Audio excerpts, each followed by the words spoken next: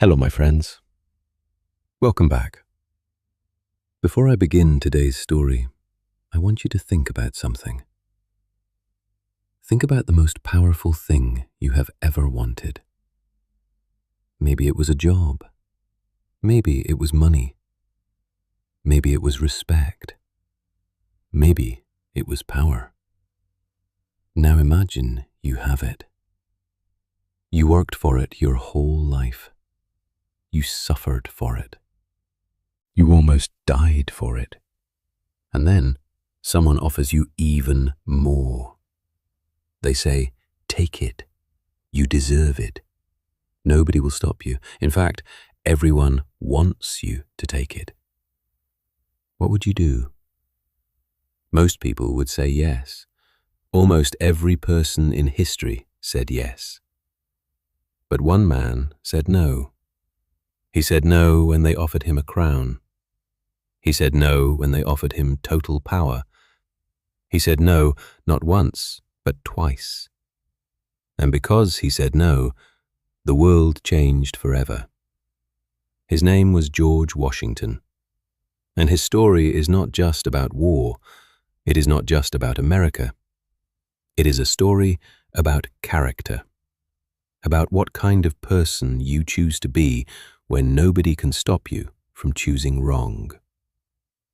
If you enjoy learning English through stories like this, please subscribe to Timeless English. Every week we bring you a new story from history in slow, clear, simple English, just for you. Part 1. The World He Was Born Into. Let us go back, more than 290 years ago, to a place called Virginia. Virginia was not yet America. It was a British colony. It belonged to the King of England. The year was 1732, and the world was very different then. Virginia was a land of tobacco farms. Rich green fields stretched for miles. The air smelled of earth and wood smoke. But beneath this beautiful surface, there was something very dark. Virginia's wealth was built on slavery. Thousands of African men, women, and children were forced to work the land. They had no freedom. They had no rights. They were treated as property. This is an uncomfortable truth about George Washington's world, and we must not forget it. Because Washington himself owned enslaved people, and that truth is part of his story too. Virginia society had a clear order. At the top, the great planter families, rich, powerful, educated. In the middle, smaller farmers, respectable but not powerful. At the bottom, enslaved Africans, half of Virginia's population, the foundation of everything. Into this world, on February 22nd, 1732, a baby boy was born. His name was George Washington. Part 2. A Boy Without Advantages. George's father was Augustine Washington. Augustine was a farmer and businessman. He was not the richest man in Virginia, but he was respected. He had land. He had ambition. He had plans for his sons. But life can change very quickly. George was only 11 years old when his father died. Everything changed in one moment.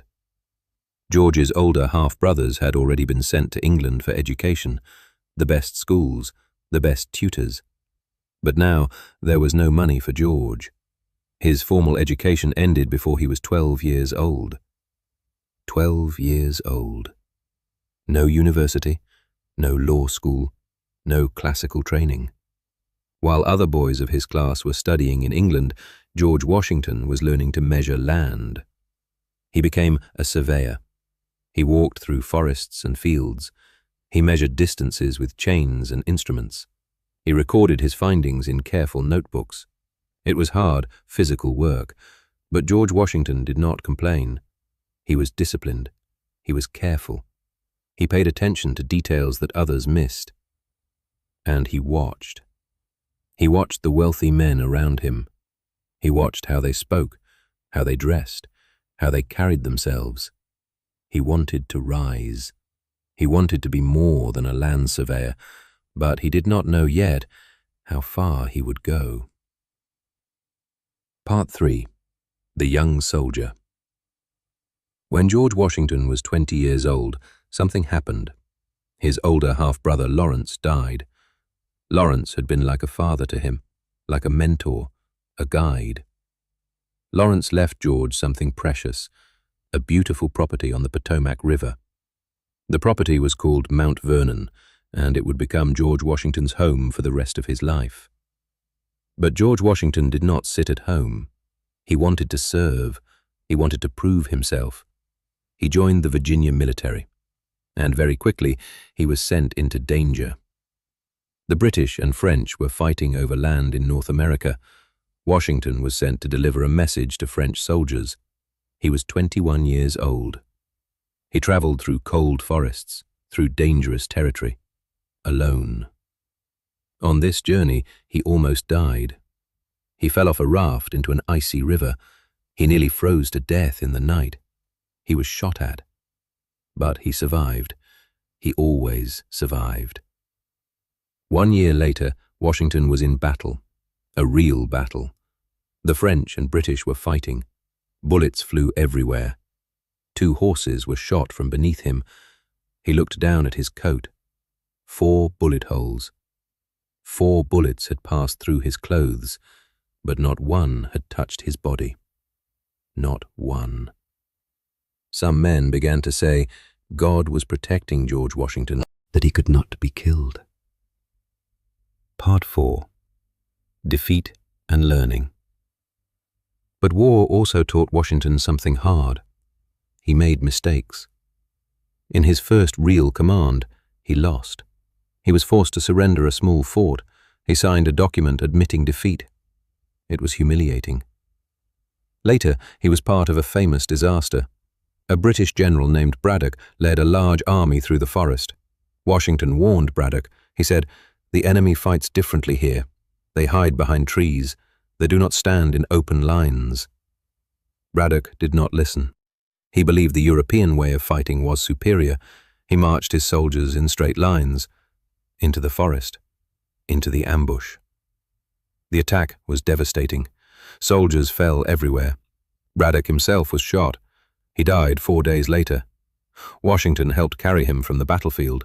He organized the retreat. He saved many lives that day. But Washington remembered the lesson. He stored it deep inside him. Listen to people who know the ground. Arrogance kills. Part 5. The Farmer. After years of military service, Washington returned to Mount Vernon. He was 26 years old.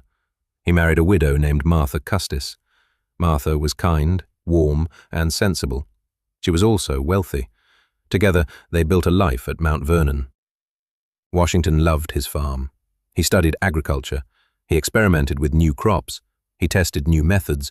He kept detailed records of everything. For 16 years, he lived this life.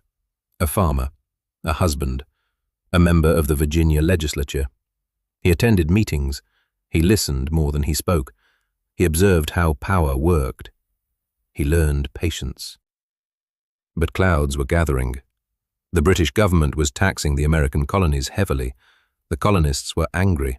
They said, "We pay taxes, but we have no voice. We have no representation." Tension was growing. And then, in 1775, the first shots were fired. The American Revolution had begun. Part 6. The Impossible Command. The 13 American colonies needed a leader. They needed someone to command an army that did not yet exist. The Continental Congress, the gathering of colonial leaders, looked for the right man. They chose George Washington. Washington accepted, but he said something that surprised people. He said, "I do not think I am equal to this command. I am not sure I can do this." He asked for no salary. He said he would serve for free. Think about that. The most important military command in American history, and the man chosen said, "I am not sure I deserve this." This was not weakness. This was honesty, and it was the beginning of what made Washington great. Part 7. The Darkest Winter. The war was long, and Washington lost more battles than he won. Let that sink in.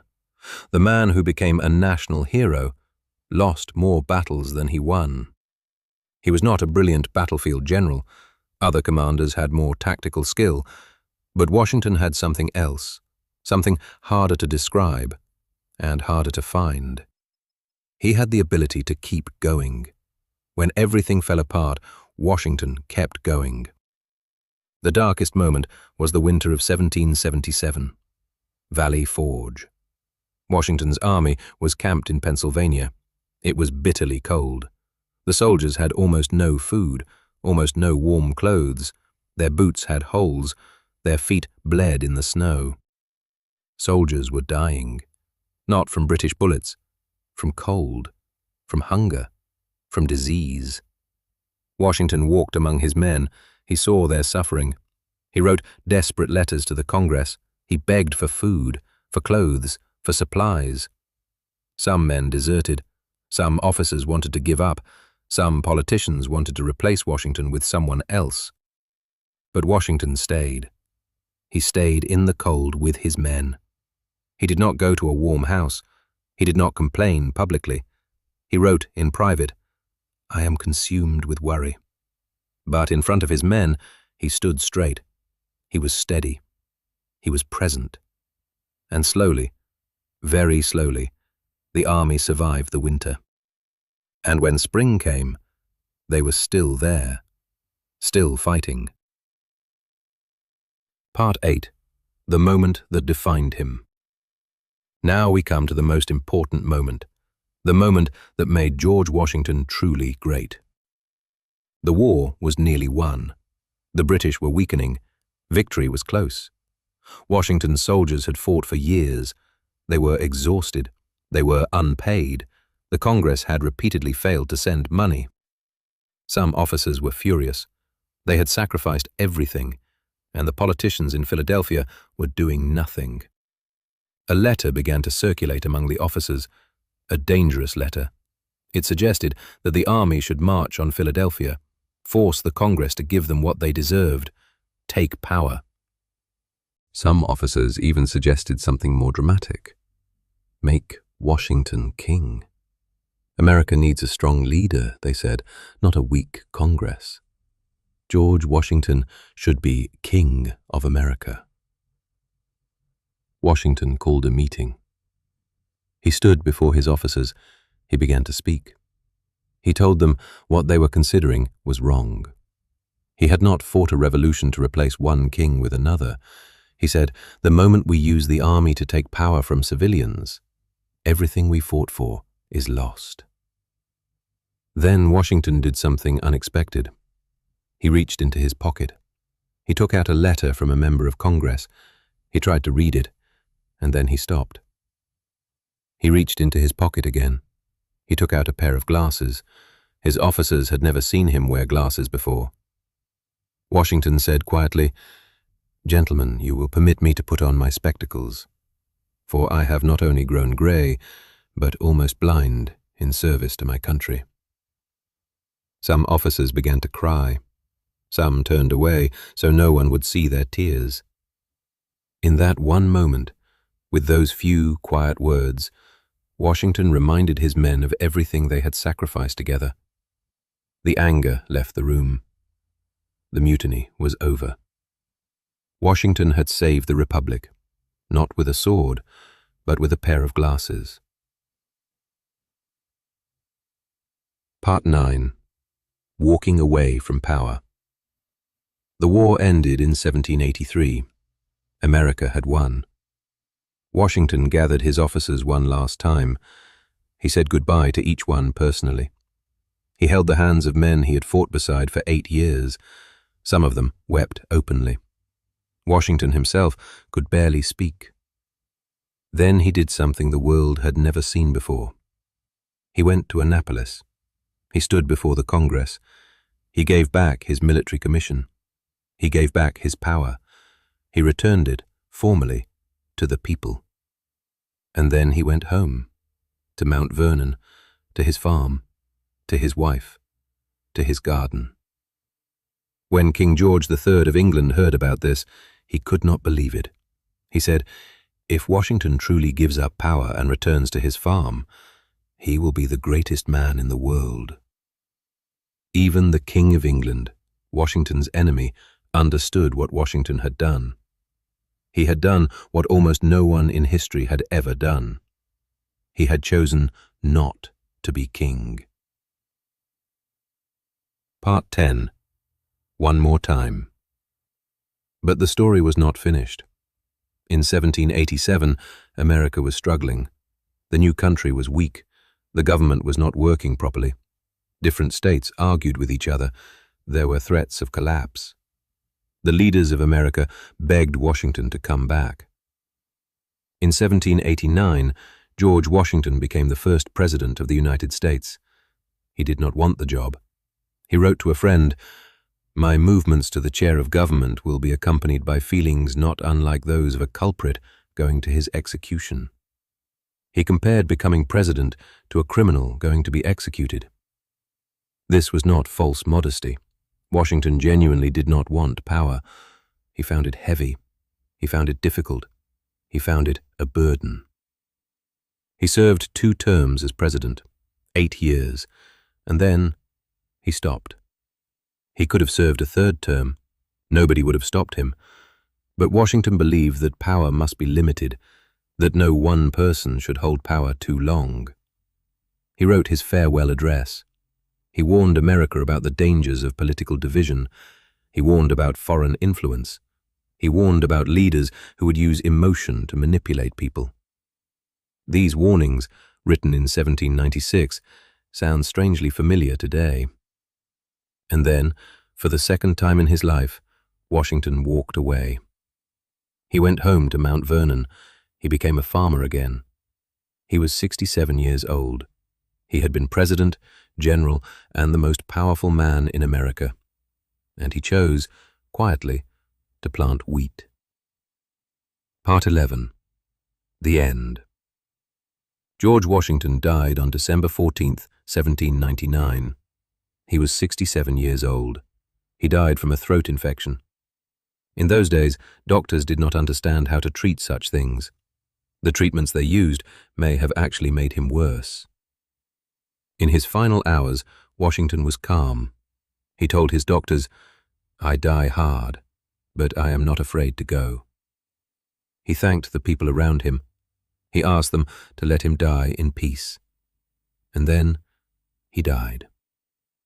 When the news spread across America, the country stopped. People wept in the streets. Soldiers stood in silence. Even in England, the British Navy lowered its flags to honor him, a former enemy. Napoleon Bonaparte, the powerful French general, ordered 10 days of mourning in France for an American president. The world understood what had been lost. Not just a president, not just a general. A certain kind of person. A person who had the power to take everything and chose to take nothing. Part 12. What Washington taught the world. Washington was not perfect. He owned enslaved people.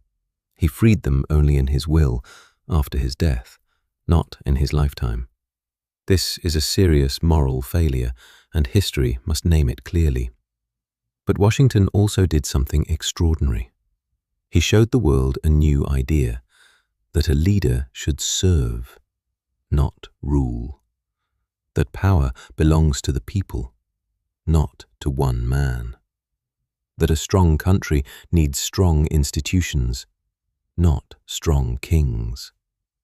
Every time a president of the United States leaves office peacefully, they are following Washington's example. Every time power transfers without violence, Washington's idea lives. He was not the cleverest founder. He was not the best writer. He was not the deepest thinker. But he was the one who could be trusted with power. And that, in the end, is the rarest thing of all. Today, when we learn English, we are doing something Washington would have understood. He knew that self-improvement takes discipline. He knew that becoming something greater takes time.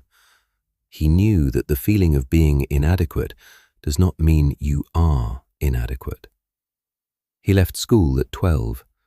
He learned everything himself, step by step, year by year. He became the person his country needed, not because he was born great, but because he chose every day to try. You are doing the same thing. Every word you learn, every story you listen to, every minute you spend improving your English, you are choosing to grow. And that choice is always the right one. Thank you for listening to this story today. I hope it stayed with you. I hope it gave you something to think about. If you enjoyed this story, please give it a like. And if you want more stories like this every week, please subscribe to Timeless English. Until next time, my friends, keep learning, keep listening, and keep enjoying the beautiful journey of English.